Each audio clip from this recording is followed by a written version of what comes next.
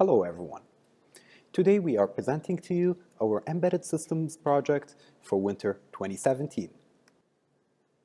What distinguishes engineers from scientists is their ability to solve real-life problems and connect the dots between research and products. Embedded systems are the way engineers translate their work into consumers' products that can raise the society's standard of living. Here at Lassonde Engineering, we take pride in what we do. We intend to design projects to tackle any problem humankind had to face. We are delighted today to present to you our latest project, Chance. Chance is a generic switch controller, where it could be placed on any flat surface next to a switch, and our software will take care of the rest. The name Chance is exactly why we built this device, where the idea started as building a safety device to protect technicians from harming themselves when a short circuit arises, in which the technician will install the device on the main circuit breaker before getting to work. Our device will be his second chance in not harming himself or any circuit components. I would like to start with introducing myself.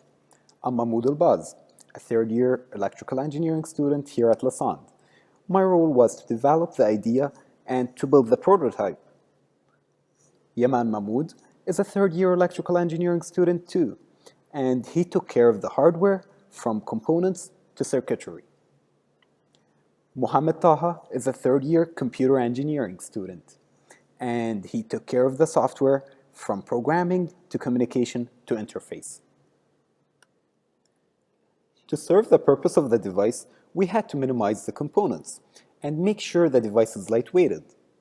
We used the particle photon as our microcontroller, a USB charging circuit, a lithium-ion 3.7 rechargeable battery, and a mini generic servo.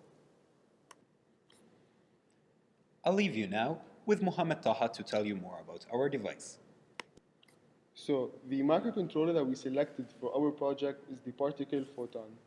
The main reason for why we chose it is because it is relatively cheap and costs only $19 to purchase. It's small in size, which makes it better for mobility. It's high performance and low in power consumption. It also supports PWM, which helps in controlling the servo robot. You can find the specification of it in the following diagram. We use the following two programs in the project. The first one is the Build Particle IO, which is a web development programming environment used to code all particle boards. It contains many libraries, such as the servo library that helps in integrating the IO devices. The second one is the Blink program, which was used to create the phone applications that controls our entire embedded system. The following figure represents the flowchart of our program. The program starts off by initializing all of the components of the system. This would include the servo robot and the phone application. Then it would call the main function of our program. The main function would first set up the app details and set the starting position of the servo robot, and would then call the infinite loop method. The infinite loop method would then repeatedly check for new input from the user. When that occurs, the application will generate an interrupt which would cause the system to pause its infinite loop and check what button was pressed. If the user requested a switch to be turned on or off, the program will then call the servo write method and will perform the intended job and would go back to the infinite loop to check for more requests. We use the Wi-Fi protocol in order to communicate information between the board and our phone device. This concept was learned in class and allowed us to implement a very reliable and an easy connection. The board will be connected to the Wi-Fi of any house that the customer or user are in. But to be more practical, it could also be connected to any LTE or 3G connection. The Wi-Fi standard that is used is the IEEE 802. The chip that was used is a Broadcom Wi-Fi chip in a thumbnail-sized module called the PO. 3, 2, 1.